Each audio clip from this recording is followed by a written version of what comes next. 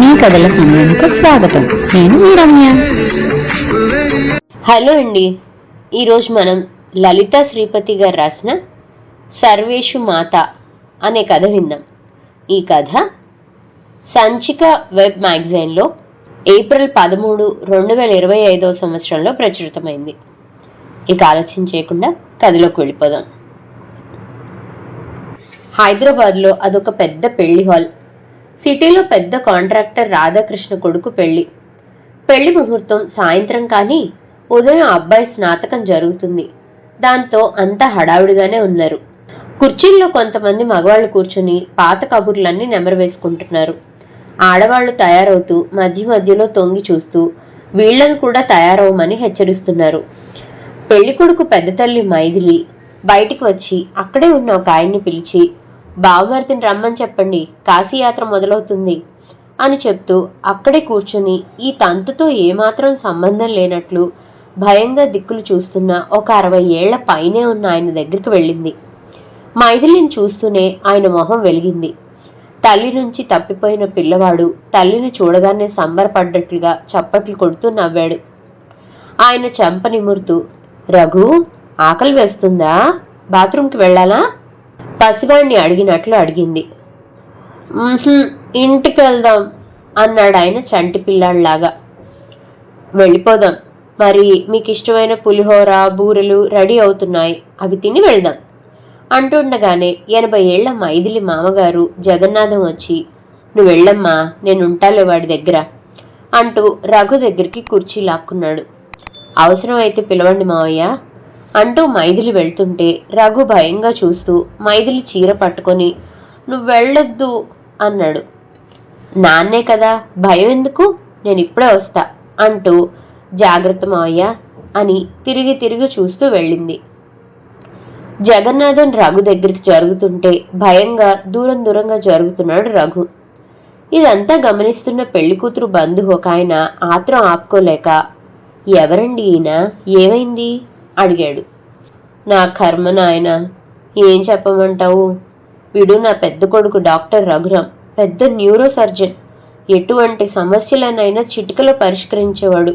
ఇక్కడే పెద్ద ఆసుపత్రిలో పనిచేసేవాడు. దేశంలోనే కాదు, విదేశాల నుంచి కూడా వాడి దగ్గరికి సలహాలకు ఎంతో మంది వచ్చేవాళ్ళు.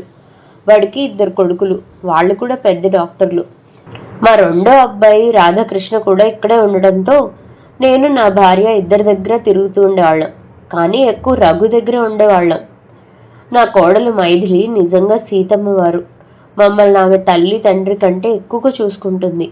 పొద్దున లేచిన నుంచి రాత్రి పడుకునేదాకా రఘుకి ఏమి కావాలన్నా తనే చూసుకునేది. వాడికి ఏం కావాలో వాడికంటే ఆమెకే బాగా తెలుసు. అంతా బాగుంటే మనం దేవుణ్ణి తలుచుకోమనుకున్నాడేమో. 4 ఏళ్ల క్రితం ఆ రోజు చెప్తున్న జగన్నాథం ఒక్కసారి ఆ రోజు జ్ఞాపకాల్లోకి వెళ్ళిపోయాడు. ఆ రోజు ఇప్పుడే జరిగినట్లుగా బాగా గుర్తుంది. మామూలు రోజుల్లాగానే ఉదయం 8 గంటలకల్లా టిఫిన్ చేసి ఆసుపత్రికి వెళ్ళిపోయాడు రఘురాం. ఆ రోజున ముఖ్యమైన సర్జరీ ఉంది అని, తను వచ్చేసరికి బాగా ఆలస్యం అవ్వచ్చని చెప్పి వెళ్ళాడు. రఘు వెళ్ళగానే మైథిలి అత్తామామలతో పాటు టిఫిన్ తినడానికి కూర్చుంది. అత్తయ్య, దసరా పండగ దగ్గరకు వస్తుంది, అందరికీ బట్టలు కొనాలి, వెళ్ళి కొనుక్కొద్దామా అడిగింది అత్తగారిని. ఈ ట్రాఫిక్లో నేను రాలేను మైథిలి, పైగా ఇంతమందికి బట్టలు కొనడం అంటే చాలా సమయం పట్టేస్తుంది, అంతసేపు నేను కూర్చోలేను, నువ్వు వెళ్ళి తెచ్చే అన్న అత్తగారితో.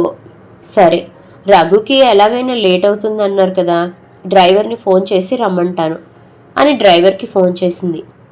అమ్మా, సార్కి వాళ్ళు చాలా లేట్ అవుతుంది, ఇంటికి క్యాబ్లో వెళ్తాను అన్నారు, మీ పని అయిపోయాక నేను కూడా ఇంటికి వెళ్ళిపోతాను అన్నాడు డ్రైవర్. మైథిలి షాపింగ్ అయి ఇంటికి వచ్చేసరికి దాదాపు 5 అయింది. రఘు వచ్చే ఉంటాడు అనుకుంటే ఇంకా రాలేదన్నారు అత్తగారు. 6 గంటల టైంలో రఘుకి ఫోన్ చేసింది.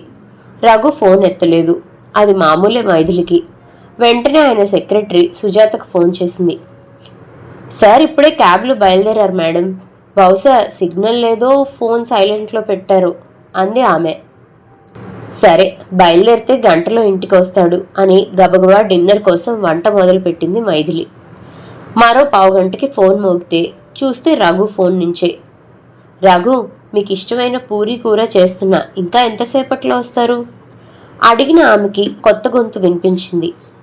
మేడం, ఈ ఫోన్కి మీ నుంచి ఆఖరిసారిగా కాల్ వచ్చింది. హాస్పిటల్ ముందే ఒక క్యాబ్ని లారీ అదుపు తప్పి కొట్టేసింది. క్యాబ్ డ్రైవర్ దెబ్బలతో బయటపడ్డాడు, కానీ వెనక్కి కూర్చున్న ఆయనకి తలకి బాగా సీరియస్గా దెబ్బలు తగిలాయి. అవతల చెప్తుండగానే, ఆయన ఆ హాస్పిటల్లో డాక్టర్, ఆయన అక్కడికే తీసుకెళ్ళండి అరిచింది మైథిలి.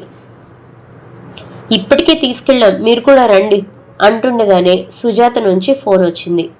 మేడం, డాక్టర్ గారికి చాలా సీరియస్గా ఉంది, మీకోసం కార్ పంపాను, వెంటనే రండి అంది. ఫోన్లు మోగడం, మైథిలి గట్టిగా మాట్లాడడం విన్న జగన్నాథం వాళ్ళు పరిగెత్తుకొచ్చారు. మావయ్య, రఘుకి యాక్సిడెంట్ అయింది, నేను ఆసుపత్రికి వెళ్తున్నాను. బయట కారు శబ్దం వినగానే పరిగెత్తింది మైథిలి. కొన్ని యుగాల తర్వాత ఆసుపత్రికి చేరినట్లు అనిపించింది ఆమెకి. లోపలికి వెళ్తూనే సుజాత ఎదురుగా వచ్చింది. డాక్టర్ గారి తలకి బాగా దెబ్బ తగిలింది, థియేటర్లోకి ఇప్పుడే తీసుకుని వెళ్లారు, రండి అంటూ తీసుకెళ్ళింది. రఘు అక్కడే ఉన్న స్ట్రెచ్చర్ మీద ఉన్నాడు. కాళ్ళు చేతుల మీద చిన్న దెబ్బలున్నా తల మీద రక్తం కనిపిస్తుంది. లారీ గుద్దాక కారు 2 పల్టీలు కొట్టింది. ముందు డ్రైవర్ బెల్ట్ పెట్టుకున్నాడు, కానీ వెనక కూర్చున్న ఈయన బెల్ట్ పెట్టుకోకపోవడంతో దెబ్బ తీవ్రత ఎక్కువైంది. పోలీస్ డ్రెస్ వేసుకున్న అతను చెప్పాడు. ఇంతలో రఘు అసిస్టెంట్ వచ్చాడు. మెదడులో రక్తం గడ్డకట్టింది, సర్జరీ చేసి తీస్తాము, కండిషన్ సీరియస్గానే ఉందండి, మా ప్రయత్నం మేము చేస్తాము అన్నాడు అతను. అనేందుకు ఏమీ లేక సరే అన్నట్లు తల ఊపింది మైథిలి. ఆపరేషన్కి తీసుకెళ్లేలోగా రాధాకృష్ణ దంపతులు, జగన్నాథం దంపతులు కూడా వచ్చారు. రఘు కొడుకులకు ఫోన్ చేసి విషయం చెప్పానని, వాళ్ళు బయలుదేరుతున్నారని చెప్పాడు రాధాకృష్ణ. మైథిలి మాత్రం అలా ప్రాణం లేని శిలలా కూర్చునుండిపోయింది. ఎంతో ఇష్టంగా కట్టుకున్న ఆకాశహర్మ్యం ఒక్క భూకంపం దాడికి కూలినట్లు, పంచభక్షాలు వడ్డించిన విస్తట్లో ఎవరో నీళ్లు పోసినట్లు. ఇంత చక్కటి సంసారం, ఎంతో పేరు ప్రఖ్యాతులున్న డాక్టర్, ఎందరికో ప్రాణం పోసినవాడు, అనుకూలవతి అయిన ఇల్లాలు, తండ్రంటే ప్రాణం పెట్టే కొడుకులు, కొడుకును చూసి పొంగిపోయే తల్లిదండ్రులు. ఎందుకు ఇలా అయింది? ఆపరేషన్ ముందు సర్జన్ తనని పక్కకి పిలిచి మాట్లాడినవి గుర్తొచ్చాయి మైథిలికి. మైథిలి గారు, రఘు భార్యగా పరిచయమైన మీతో ఒక పేషెంట్ భార్యగా ఇలా చెప్పాల్సి వస్తుందని ఎప్పుడూ అనుకోలేదు. మెదడులో రక్తస్రావం అవుతుంది, అది వెంటనే ఆపకపోతే ఒక్కో అవయవం దెబ్బతింటుంది, ప్రాణాలకు కూడా ప్రమాదం. మా ప్రయత్నం మేము పూర్తిగా చేస్తాము. అతని ప్రాణం కాపాడినా ఏదైనా అవయవం సరిగ్గా పనిచేయకపోవచ్చు, జ్ఞాపక శక్తి పోవచ్చు. అసలు పరిస్థితి ఏమిటి అనేది ఆపరేషన్ తర్వాతే చెప్పగలం అన్నాడు. దాదాపు 4-5 గంటల తర్వాత ఆపరేషన్ అయిందని చెప్పారు. 48 గంటలు గడిస్తే కానీ ఏమీ చెప్పలేమన్నారు. మైథిలి, కొడుకులు, రాధాకృష్ణ దాదాపు ఆసుపత్రిలోనే గడుపుతున్నారు. ఇంట్లో పెద్దవాళ్ళు వాళ్లకు తోచిన పూజలు చేయిస్తూ దేవుణ్ణి వేడుకుంటున్నారు. దాదాపు 2 రోజుల తర్వాత స్పృహ వచ్చింది రఘుకి. అమ్మా, తలనొప్పి అంటూ కళ్ళు తెరిచిన అతనికి ఎదురుగా మైథిలి కనిపించింది. డాక్టర్కి చెప్పగానే పరిగెత్తుకొచ్చాడు అతను. హలో డాక్టర్ రఘు, ఎలా ఉన్నారు అన్న తన తోటి డాక్టర్ని అయోమయంగా చూశాడు రఘు. నేనెక్కడున్నాను, మీరందరూ ఎవరు అని అడుగుతున్న రఘుని చూసి గుండె జారిపోయింది మైథిలికి. కొంతమందికి ఇలా దెబ్బ తగిలాక ముందు మతిపరుపు వచ్చినా కొన్ని రోజుల్లో అన్నీ మామూలవుతాయి, మీరు కంగారు పడకండి అని చెప్పారు డాక్టర్లు. ప్రాణానికి ప్రమాదం లేదని, ఏదైనా సరే చాలా జాగ్రత్తగా చూడాలని, బలవంతంగా గుర్తు చేయొద్దని రకరకాల జాగ్రత్తలు చెప్పి ఇంటికి పంపారు. రఘుని చూడ్డానికి ప్రత్యేకంగా మనిషిని పెడదామంటే ఒప్పుకోలేదు మైథిలి. ఒక్క మైథిలితో ఉన్నప్పుడే రఘు కొద్దిగా ధైర్యంగా ఉంటున్నాడు. ఇంకెవరిని చూసినా భయంతో ముడుచుకుపోతున్నాడు. మైథిలి ఎవరో, ఆమె పేరు ఏమిటో కూడా గుర్తు రాలేదు రఘుకి. అమ్మ అంటాడు అంతే. రఘు పిల్లలిద్దరూ తల్లిదండ్రులని తమతో తీసుకెళ్తామన్నారు, కానీ అందుకు ఒప్పుకోలేదు మైథిలి. ఇక్కడ వాతావరణంలో ఉంటే ఎప్పటికైనా అతనికి అన్నీ గుర్తు వస్తాయేమోనని ఆమె ఆశ. ఇది జరిగి 3 సంవత్సరాలైనా రఘు విషయంలో పెద్ద తేడా రాలేదు. నిట్టూర్చి మళ్ళీ చెప్పడం మొదలుపెట్టాడు జగన్నాథం. వాడికి ఒక్క మైథిలి తెలుసు, అది కూడా భార్యగా కాదు. ఆమె పేరు కూడా గుర్తులేదు, కానీ ఆమె ఒక్కదానితోనే సంతోషంగా ఉంటాడు. కనీసం నన్ను, వాళ్ళ అమ్మని కూడా గుర్తుపట్టడు. మా క్షోభ ఎవరికి చెప్తాం బాబు? పాపం ఆ అమ్మాయి మైథిలి ఎక్కడికి వెళ్లకుండా పసివాణ్ణి సాకినట్లు సాకుతుంది 60 ఏళ్ల తన భర్తని. ఇప్పుడు వాడు ఒక 4 ఏళ్ల పిల్లాడితో సమానం. ఉదయం స్నానం నుంచి అన్నీ మైథిలి చేయాల్సిందే. మేమెవరు చేసినా కుదరదు. మా రాధాకృష్ణ తప్పనిసరిగా రమ్మన్నందుకు వచ్చింది, కానీ పెళ్లికి ఉండదు. ఆ శబ్దాలకి రఘు తట్టుకోలేడు, భయపడతాడు.